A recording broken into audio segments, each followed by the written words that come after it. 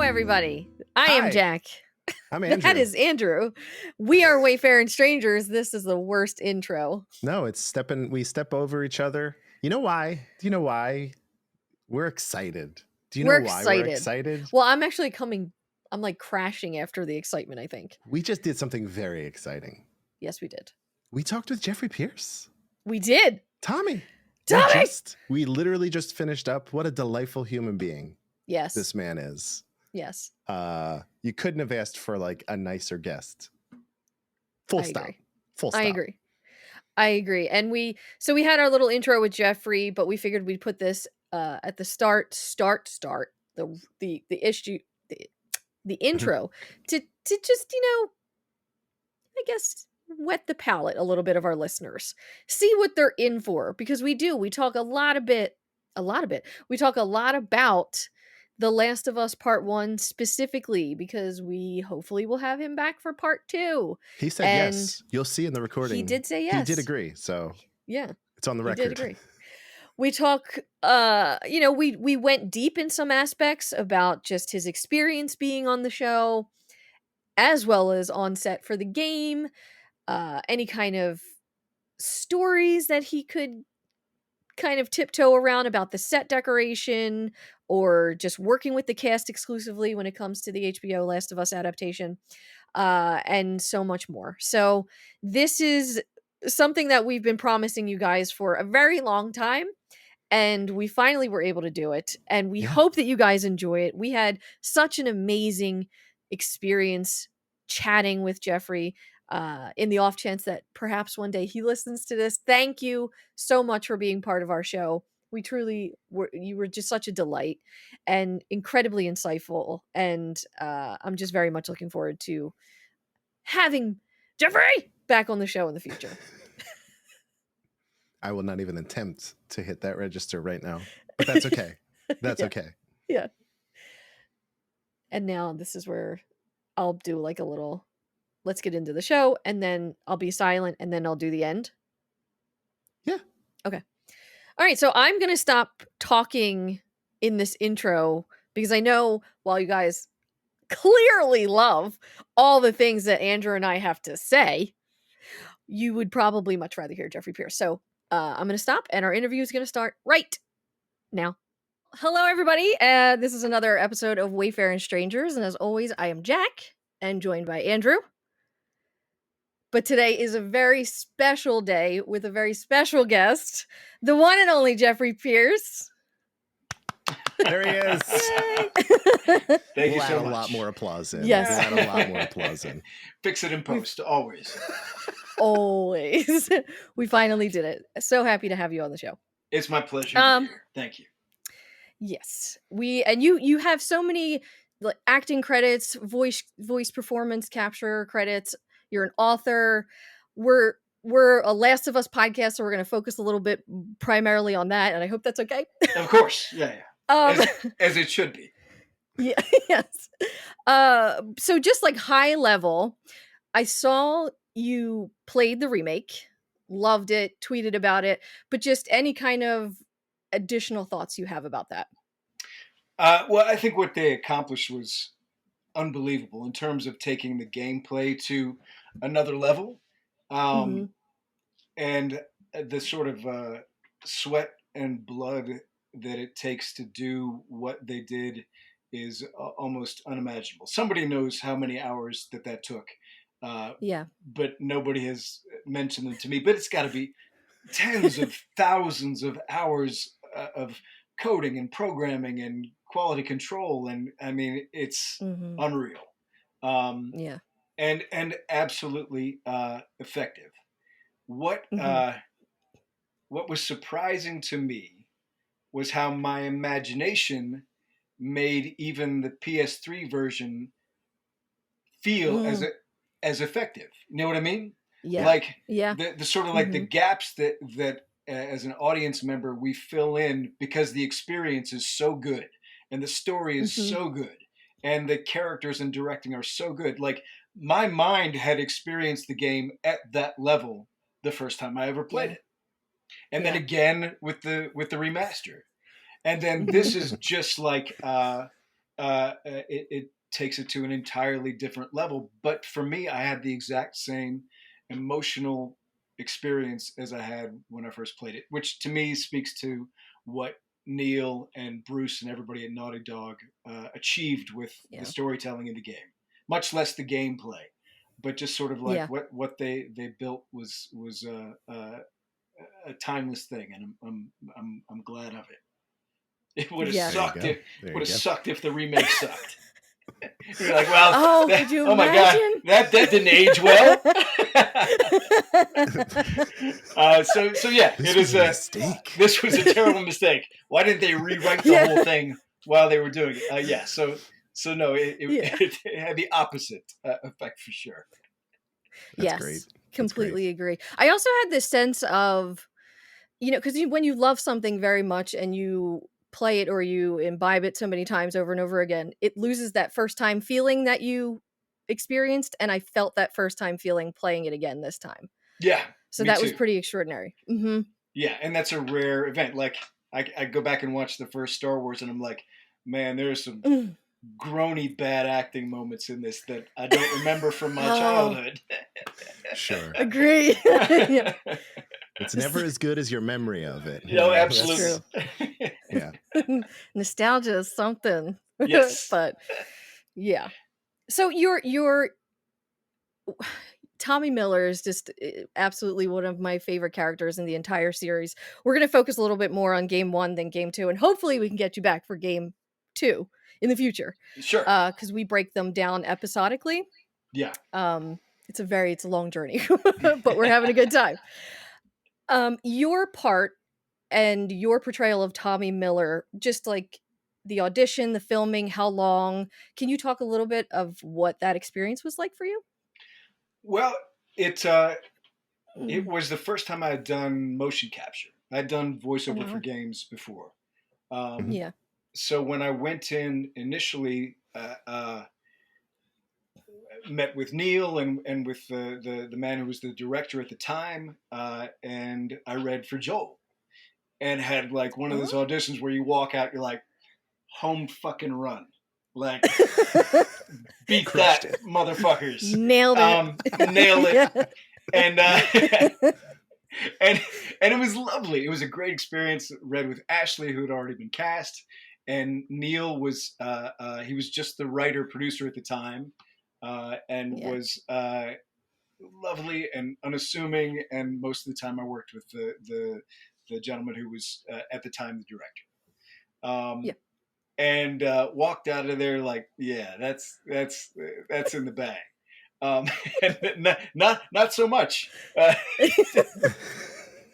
And Oh my god. games are such a longer process than what I was used to at the Mm. time in television, where like you audition, you know, in a day or Yeah. two whether you got the job, and you're Mm. flying to work next week, and it'll be on the air Wow. in a month or so.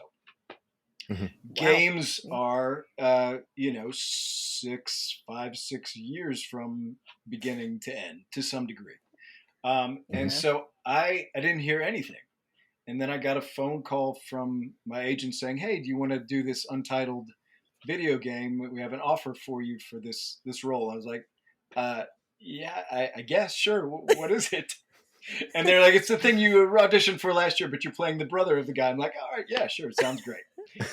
And because just like these things pop up out of, seem like they come out of nowhere in the gaming world Mhm. because the time period is so expanded.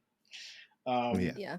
and then so I walked in for we had like it's like they're going to book you for a full day of rehearsal, which is unheard of in TV. Like you show up, you rehearse on the day, and you do what you do, and as few questions as possible, and let's wrap and on to the next thing. But I showed Yeah. up, and Neil was now the director, and I met Troy and Ashley again, and we sat down and we read. I think Jackson was the first thing that we read, The Arrival in Jackson. Wow. Oh, wonderful.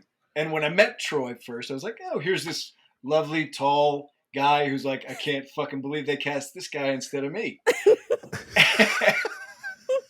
and we sit down at the table read, and Troy has his first line, and I'm like, that's why this guy got the part. Because, Neil, because he comes from the gaming world, is taught to look past sort of the visual into what's, what's the sound, what's the carriage, what is the sort of weight that this actor is going to bring, and without any thought about what the actor looks like compared to the role. And Troy's voice and his carriage and his understanding of that character, his connection, because he and Ashley were friends preceding the game. They had a connection that would have been really not impossible, but certainly would have taken a lot of effort to find that connection. And so the second those two played back and forth, I was like, yeah, fuck yeah. As someone who can step back and say, yeah, that was the way to go. There's really no question. I get it. Yeah. And we it was lovely. It was, you sit down, and it was such a welcoming moment, and Troy and I immediately were brothers, and it was magnificent to explore it, and then to go out on the stage and rehearse, and to come back and shoot the next 2 or 3 days. It was really special, and we knew from the get-go, like when Sarah's we shot Sarah's death scene, we knew that that was lightning in a bottle, and it was really incredible. Yeah. Well, thank you. That's awesome. Because I just don't know a lot of just on set compared to movies versus video games, TV shows. So I was like, I have to ask about this. Even if he's been asked about this a dozen times or 100 times, I have to know. Well, I mean, I grew up sort of like in the theater. So like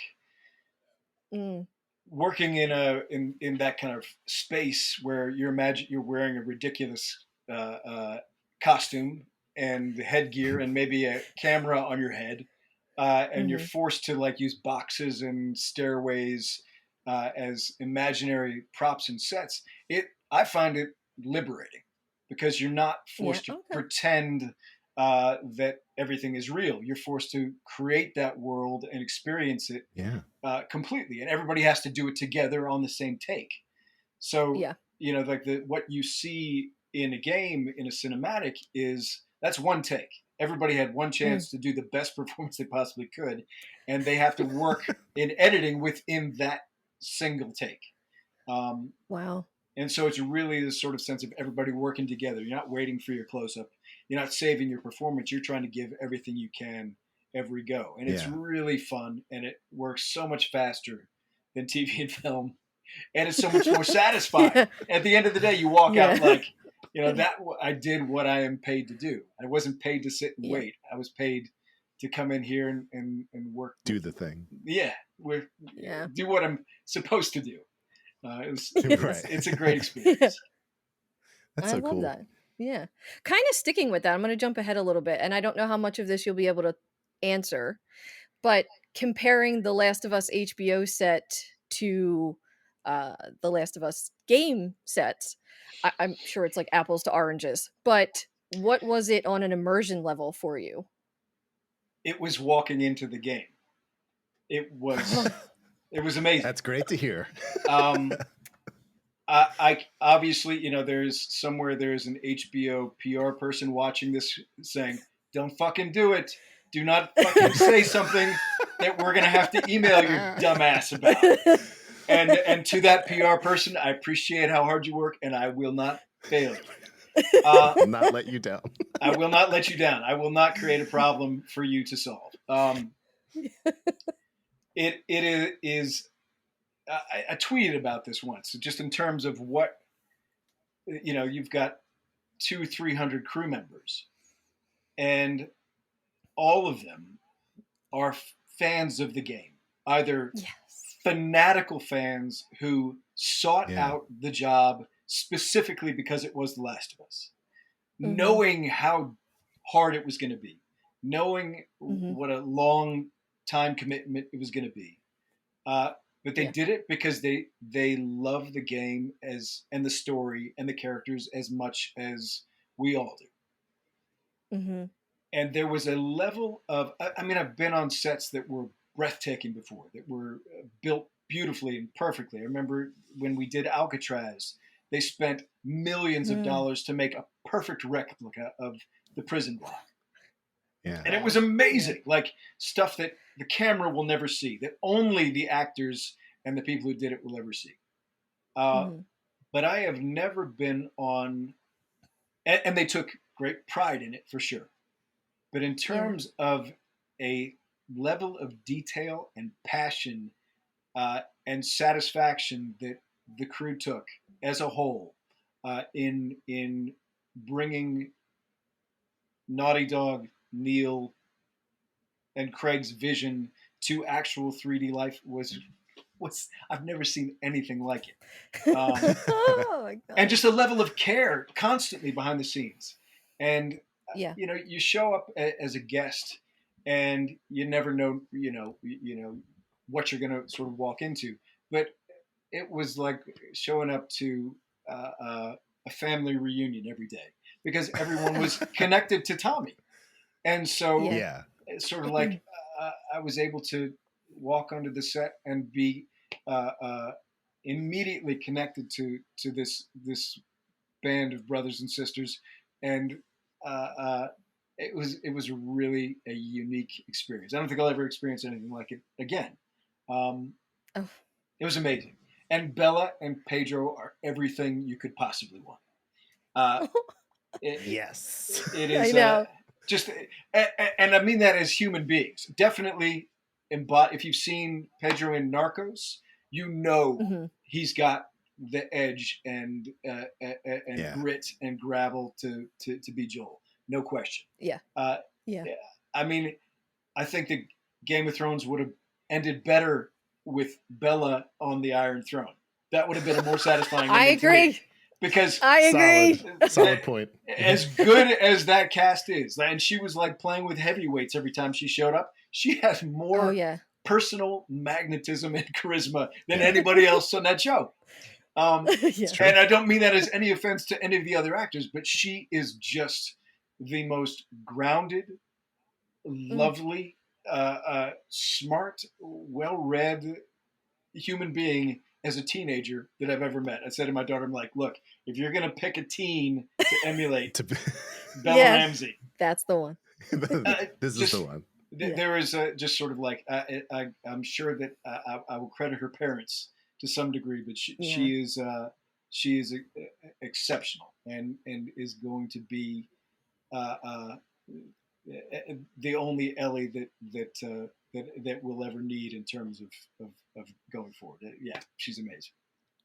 That's awesome. Oh, I love hearing that. Jeffrey, keeping with the show and the game, like the parallels, I always like to kind of I want to understand, like, what's it like? The show, I'm assuming, is like the game, and it's like dark.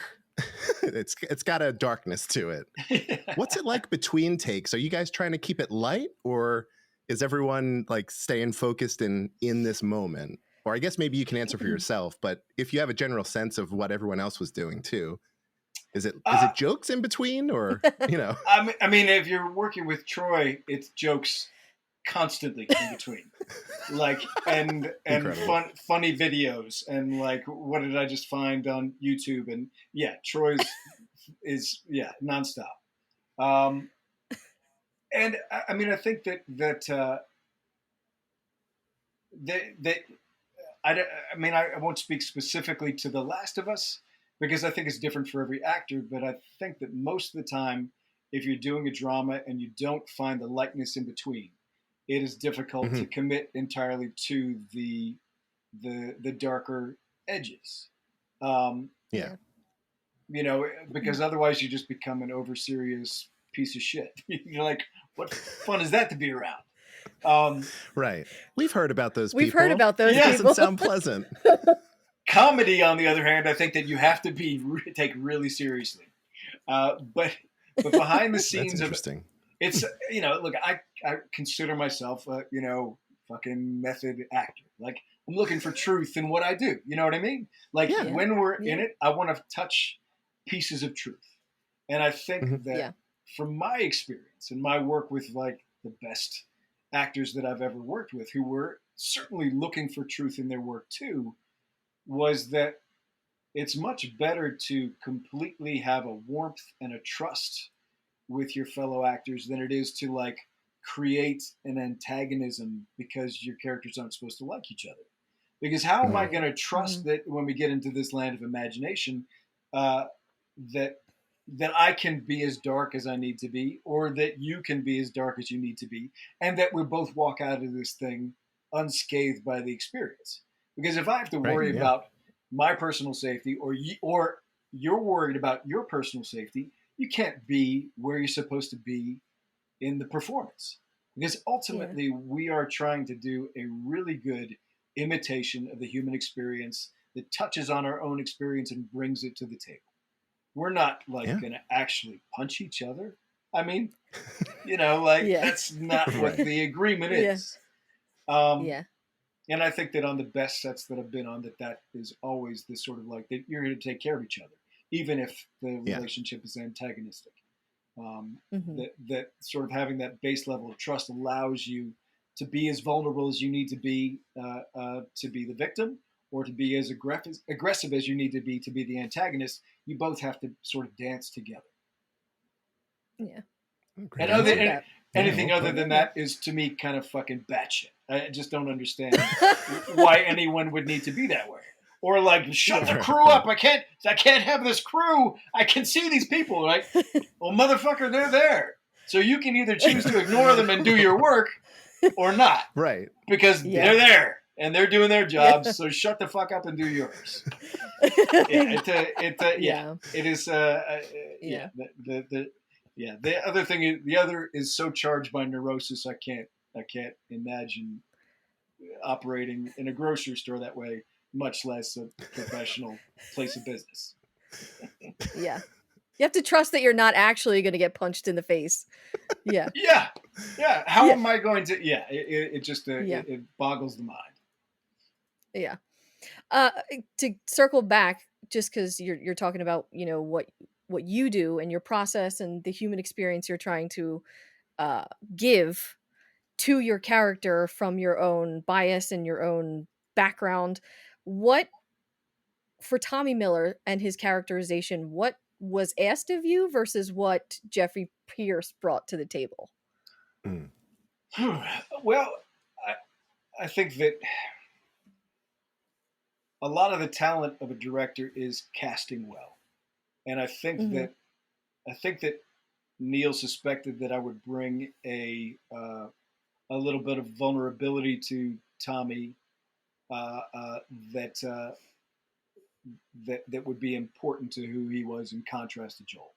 And it's not that was what I did in my audition for Joel. My audition for Joel was very much filled with hard, rough edges. But I think that sometimes, you know, the opportunity, you know, that's not. Look, I probably lost more jobs by being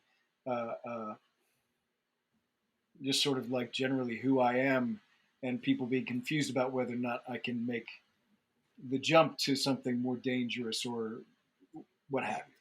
But I think that Neil probably saw that just in our personal interaction at the audition that I had that sort of streak that I could bring to Tommy, and so I did.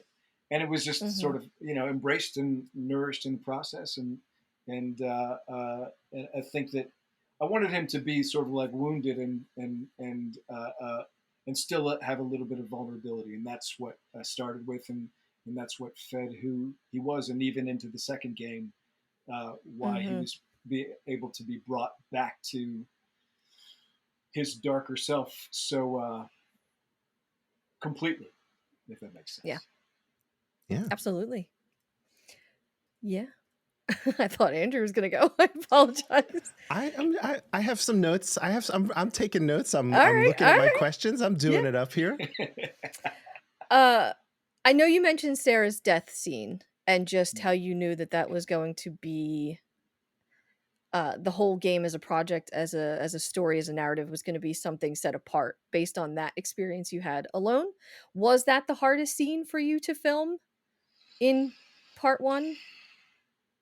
I mean, I guess I wouldn't say it's just a degree of difficulty. It's just a question of, I mean, that's not my scene. it was, True. it was, True.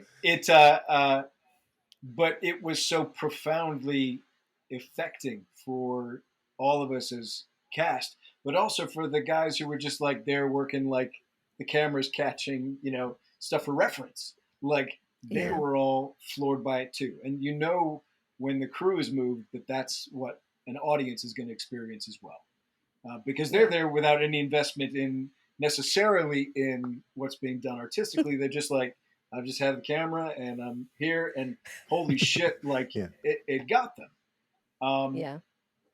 And knowing that is what Neil was after, just Yeah. sort of set the bar for like, well, we have to come in here and try to achieve what we would do on any set in the world. Like if this was, The Godfather, this is the Mhm. bar that has been set, and so this is the kind of work, how I will attack my work when I come to set. It's not just some cartoony video game. We're trying for something really Yeah. real. Yeah. Which was it was everything that you would want a job to be. I love I want that. to, speaking about really real, Jeff, you made this game about a fictional pandemic, and then we went through a real pandemic. Yeah. So, how's Jeffrey Pierce reacting to a pandemic versus how Tommy handled it? Did you pick up any new hobbies? Oh God. Did you get any survival skills, anything like that? I wrote 2 books. I had slacker, real slacker. Yeah. I had just finished my first book, and I don't recommend it. It's a terrible process. It is just an absolute. Writing a book is a terrible idea, but once you start, you really can't stop. And if it's a fucking series, you really can't stop. And it's a wonderful book. Yes, I was really lucky to have the pandemic to allow me to have something that I could put my energy into and allow me to stay focused. Now I have to write 2 more outside of the pandemic, so we'll see how that goes. Right, people want me to go places and do stuff, but I have to write this book. You can write this book. It's so much easier when I just stayed at home. Yeah, exactly. Yeah, I mean, God, it was such a. I don't think that in the midst of it we all recognized how bizarre that experience is, or how incredibly dangerous. And I think that still people don't have a real barometer on how many people died of this thing over the past few years, and how many people are still dying of it every day. Like we're just like fucking human beings. Yeah, well, I just got to put the blinders. La la la la la la. Nothing going on here. It's crazy, and that combined with the war in Ukraine, like man, it is. There are people out there who are living in the apocalypse right now. Yeah. Right now, like they're the people in the front lines in Kharkiv and Kherson. Those people are living through what we only hint at in art, and the fact that it was weird. It was weird going to work at the beginning of the Russian invasion of Ukraine and thinking, what are we doing here playing make believe when this is what people are actually enduring right now. This kind of loss, this kind of brutality, this kind of inhumanity, carnage. Yeah, and yeah, it's there in Ukraine, but man, it's all over Africa. It's all over Central America. Like there are people who are, living in this experience. So I hope that, I guess, and I certainly imagine that it's Neil's hope that a game like The Last of Us, a story like The Last of Us, helps us to empathize with people having that kind of real experience. That has nothing to do with a global fungicidal pandemic. Right. That these experiences are not that far from all of our doorsteps, and that how can we maybe live our lives in a way that avoids ending up with all of us in that circumstance. It's a very real possibility. It's It's it is the idea that we could all be there. Like I don't know. I try to avoid the darkness, but I also on occasion have the thought, fuck, if we nuke each other, this all collapses. Like it all goes down. And it's pretty short order. In short order, but then the long term, very fast. You'd be lucky to get killed in the first sort of like beginning of that, because what humanity as a whole will do to each other if the rug is pulled out is certainly implied in the story of The Last of Us, and it's true. Like he catches us at our worst, at our worst potential, and So yeah, there's my uplifting thought for Monday morning. Let's try to do better. Yeah. Let's try to do better. Let's keep it. Let's learn from this game. See, you brought it back, and there it is. That's the uplifting message right there. It is. I mean, look, we are the stories that we tell, and the fact that that Neil's been able to tell this story on this scope to this scale. The fact that it's going to reach an even broader audience next year is really exciting, because we need this story. We need to know that this is who we are. And so we can make different choices. Or if we're going to make these fucking choices, we should make them with our eyes wide open, not pretend like this shit is happening by accident. It's who we are. How can we do better? I mean, or The Last of Us is prophetic. And I hope not. Right. Yeah. It's either a documentary or it's a work of fiction. There's nothing in between. Yeah, I agree. No half measures. To skip ahead a little bit, because I know our time is short. We're gonna just do a quick lightning round with you to lighten things up just a little bit.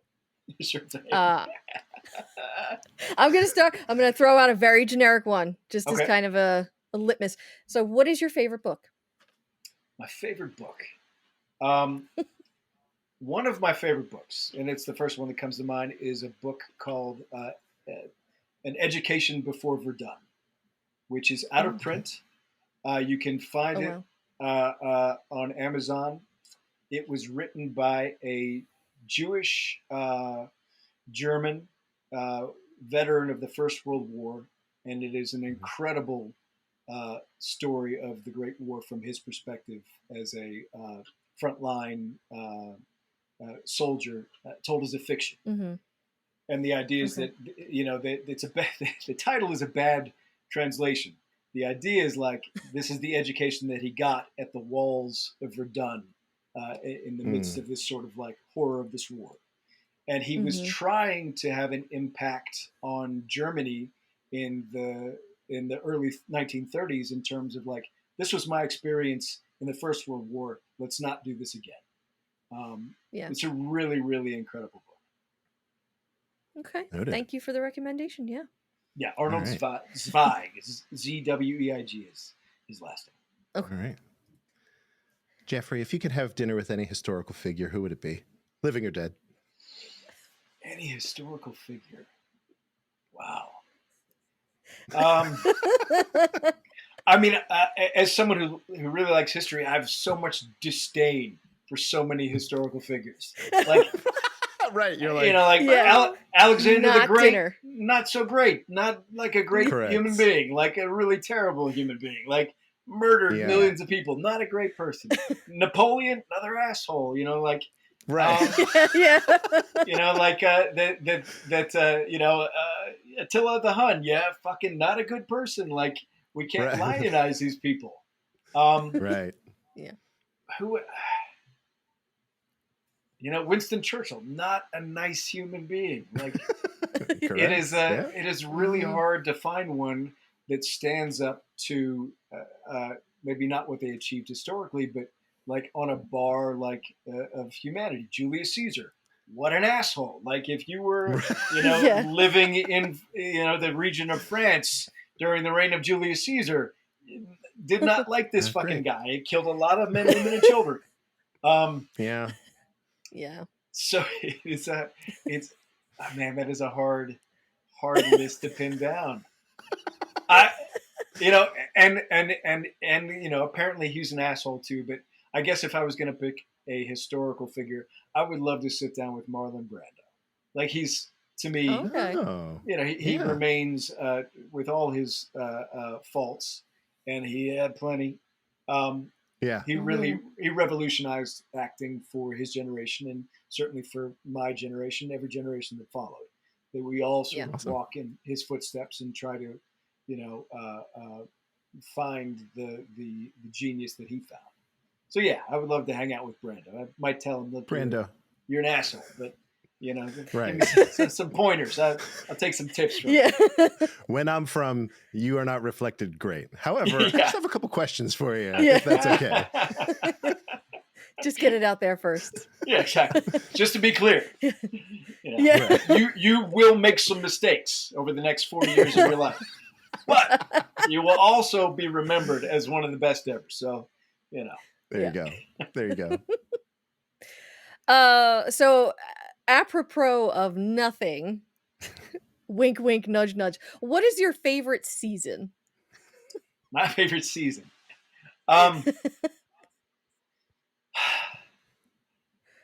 You know, that is a hard one to pin down. I do like uh, the fall. Yeah. But spring has a lot going for it too. I like that. It's got a That's lot good. going for it. There you go. There you go. That's good. Yeah. All right. Spring. Jeffrey, Yeah. You have voiced a lot of video games, okay? Let's imagine that there's a Jeffrey Pierce multiverse, and a couple multiverses over, you are maybe a voice actor in a different series, like the lead voice actor. Is there a particular series that you would love to be just the lead voice actor on? It doesn't have to be a specific game, but maybe like The Elder Scrolls or something like that. I didn't get to audition for it, so I can talk about it without reflecting on like, well, I really deserve to play. I would have loved to read for Wolverine, but they didn't. You know, it never Killer. sort of like crossed their mind that I don't know who's playing it, but I'm sure they're going to be brilliant. But yeah, I would have. That's one. I mean, he was my cartoon, my comic book hero as a kid. Nice. So yeah, that's one that would have been fun to do. We can Well, now dream. you're going to be canon. You're going to be Wolverine canon in my head now because I haven't heard anything. So I'm sure whoever they got's going to be brilliant. Yeah. Yeah. I would have loved a shot. Jeffrey That's Pierce. just to the casting director. The casting director. Yeah. You know, it would have been nice, but that's just saying. Yeah. I don't even know who cast it. Yeah, I didn't even know it was cast, to be perfectly honest, but I'm just going off of Twitter and media news, so I don't. But last question, and please don't let me down, Jeffrey. What is your favorite Last of Us quote? My favorite Last of Us quote. Oh wow. Tommy. Tommy's lines? Yeah.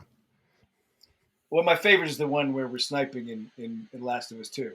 And I say to her, like, what's what's it, when the barometric pressure hits a certain, Yeah. I don't fucking know. That's my favorite because nailed it. we made that up like in the booth on the day. That was when we were like That's in the booth, awesome. and she asked why, and I'm like, well, but like Tommy fucking knows. Like Tommy, like Tommy didn't do well in school while there was school.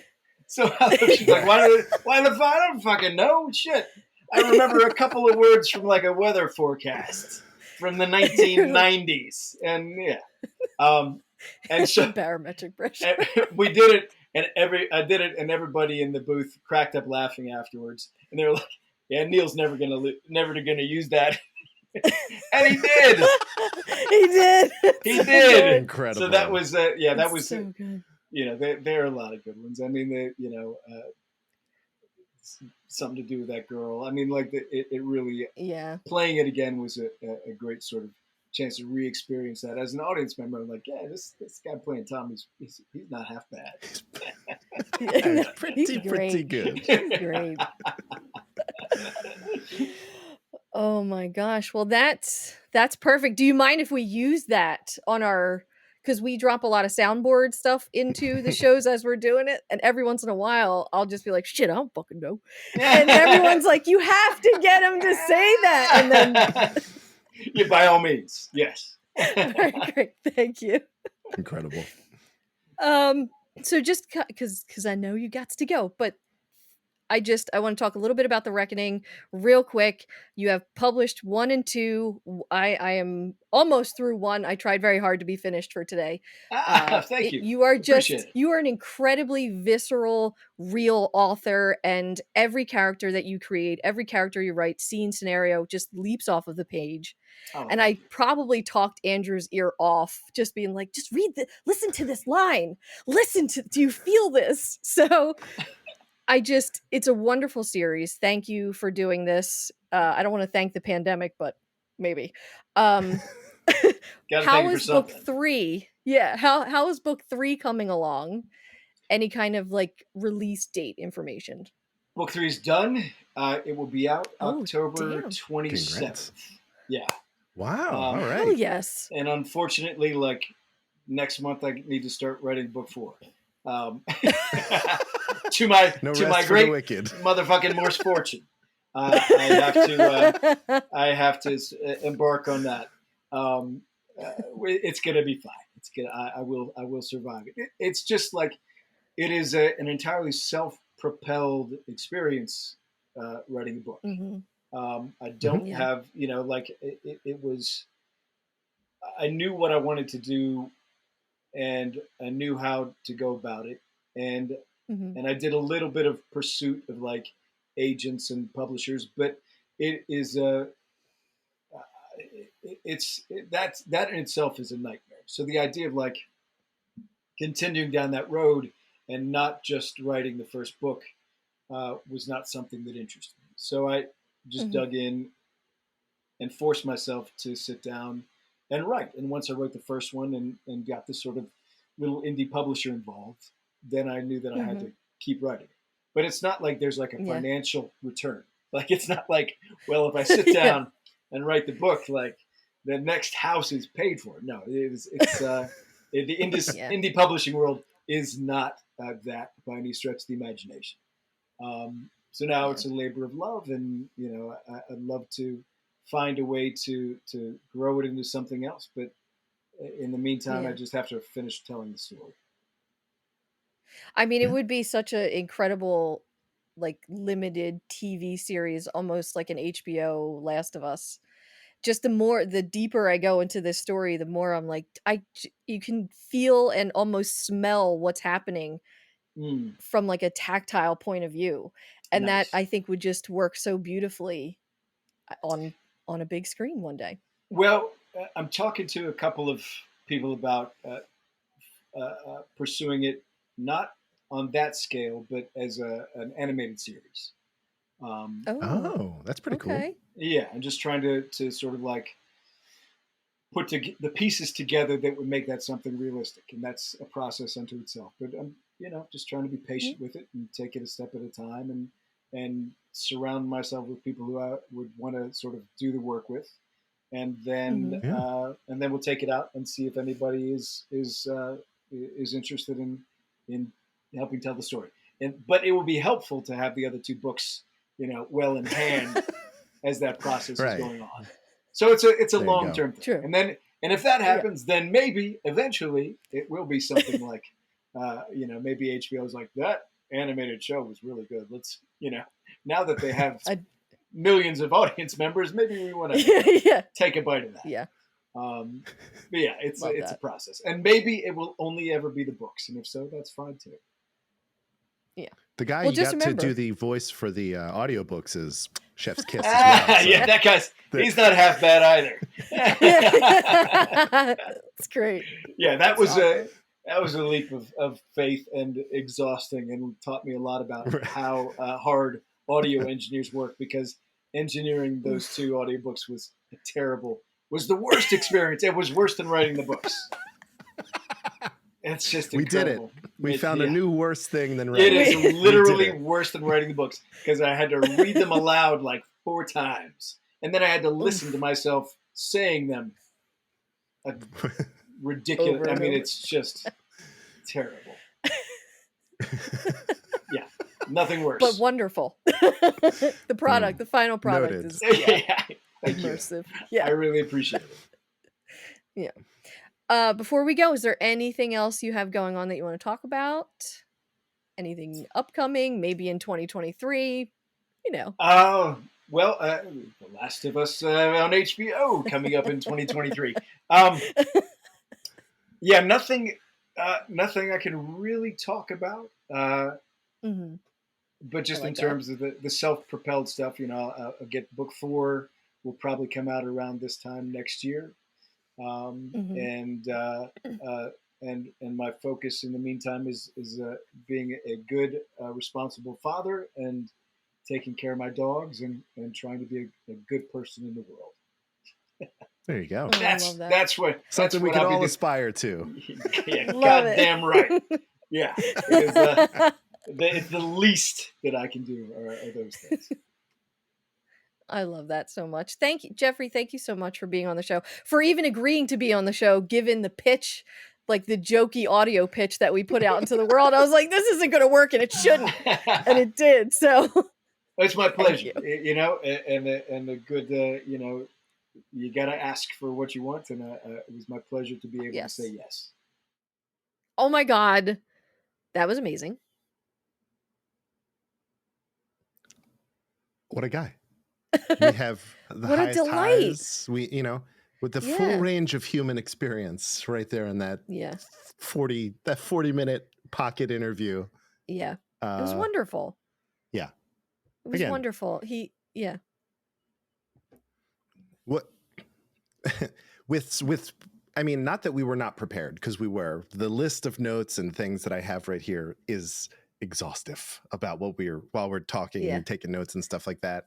But sometimes when you have a guest, it can be like pulling teeth, right? And it's just not that way with Jeffrey. So not at all. I was like, I just please go ahead, talk for another hour. I'm here. Yeah. I'm here for it. So that was great. And that's, we had a little bit of a time limit, and we went past that time limit a little bit. Just a teeny tiny bit. It didn't seem to affect anything. We all seemed to just be, really in the moment and present and enjoying the conversation. And of course, we hope that comes through in both the audio and the video version of this podcast. And I'm just so excited. I feel so much better, because I've been anxious about this since it's been scheduled like a month ago. Oh yeah. Like over a month ago, we scheduled this, and I've been like, not dreading it in any way, shape, or form, but like dreading my performance in it. Like what if my questions suck? What if, but that's not what I should be wasting my time or energy on, because I've been doing this a very long time. I hope that everybody enjoys the questions that were asked, whether they were prepared or just kind of organic, because conversation. And we look forward to not only having Jeffrey on again in the future, but more guests going forward, because I just feel better about the experience. Because, like you and I have our little bubble, and it's like we know how to read one another and when to talk and when to joke and blah blah. And it's always different when you add that like extra like X factor or element that comes in. So Yeah. I'm looking forward to it now. Hey, Jeffrey seemed cool, He's very cool. Not I got seemed cool. I got a couple jabs in there a little bit, and he took it in stride. So He that's did. just my love language. If I mess with you, I like you. That's how it is. It's true. That is true. It's facts.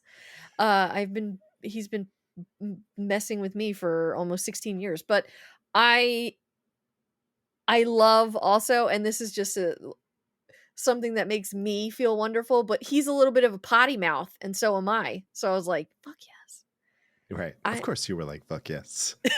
I know. You're like, fucking motherfucking yes. Yeah. We did. We got a few MFers in there. I was like, yeah, Jeff. Yeah, man. So I'm just happy. Hope everybody enjoys that.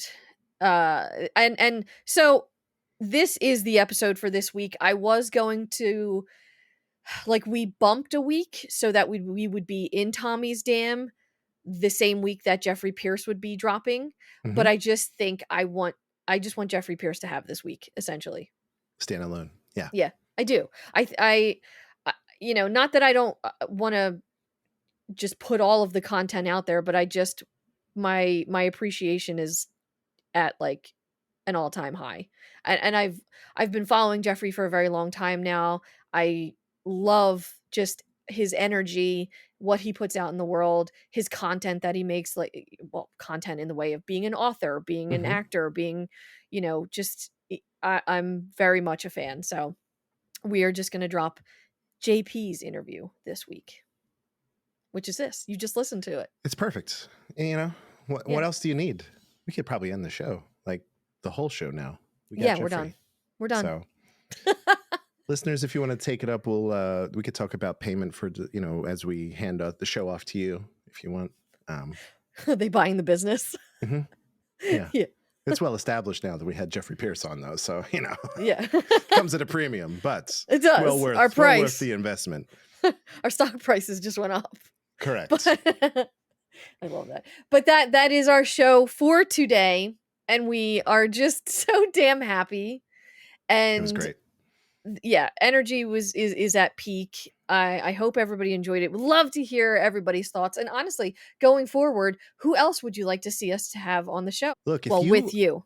If you are, I'll just put this out there. If you are or know someone involved, I would love to talk with someone on the technical side of the game.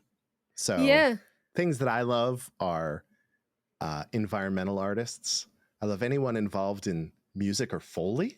Sound design. If you know anybody in those fields or are one of those people in the fields, you just saw how gracefully we treated Jeffrey. We welcome you in with open arms. You will get the same exact treatment from us. Yes. That's kind of how we approach this, but this was great. I mean, you couldn't, again, I'm always blown away. Sometimes actors, people that are prominent figures, it's surprising when they're nice, right? Yes. Because by all accounts, they really don't have to be. And historically, some of them are not, as as Jeffrey said about Marlon, they think they're above societal kind of norms or whatever. But it's just great to have somebody on who's really just a guy, just like a guy, down to earth, very, very, has a lot to say. And, I cannot express how much I would love to just, this could have been a 4-hour podcast and I would have kept going and going and going. I mean, I love listening to his stories, how he goes about things. I mean, everything that we just heard, it was more than enough and more than I ever would have hoped for, but I just, You know me. Now I'm like, now what could I ask him going forward? Now I'm scheming, but in a good way. Well, this was a great introduction. We covered a lot of Yes. ground. And now when we get to The Last of Us Part 2, where I believe Tommy has a kind of a more substantial role, right? Yeah. We can kind of sure. focus on the work. Yeah. And then also by then probably have at least one, maybe 2 books out by then, Yeah. So you talk more about the Reckoning series. Yeah, he has 2 books out now.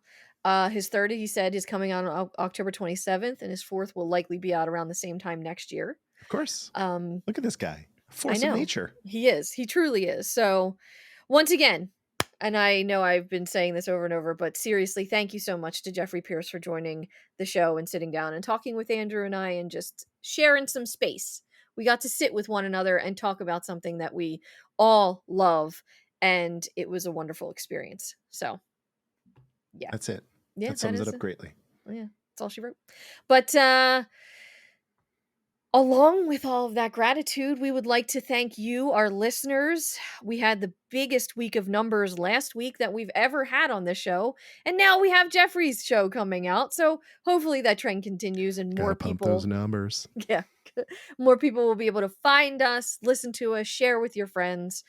Go over to iTunes and leave us a review if you have a moment or two, even if it's just 5 stars. You don't have to say anything. If you love us, you can be quiet. Listen, I'm a lurker. I get it.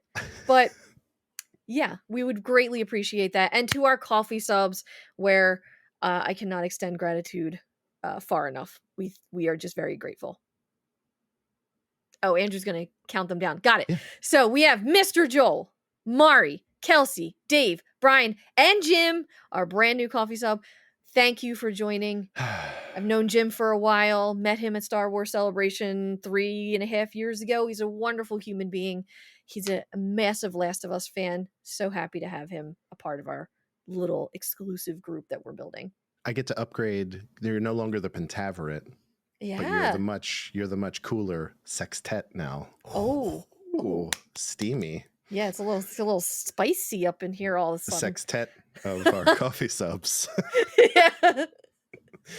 Oh my goodness. But that is our show. Thank you guys so much for supporting us. Wayfarin West adding more locations. Mari keeps sending these amazing abandoned places all over the world. I followed the account instantly.